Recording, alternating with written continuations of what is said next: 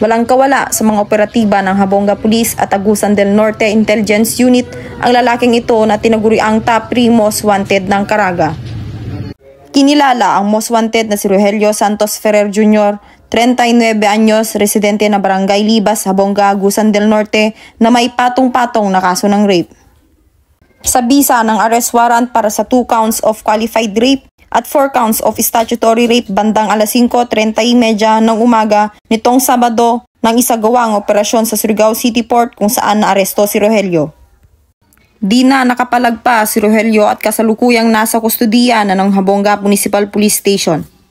Pinuri naman ni Agusan del Norte Police Provincial Director, Police Colonel Filemon Pasios ang matagumpay na operasyon na ayon sa kanya, ang pagkaaresto ni Rogelio ay magsisilbing palatandaan kung gaano kadesidido ang kapulisan sa pagpapanatili ng peace and order sa naturang probinsya. Mula rito sa Police Regional Office 13, ako ang inyong PNN correspondent, Patrol Woman Lizelle Mola, alagad ng batas, taga-taguyod ng Balitang Pulis.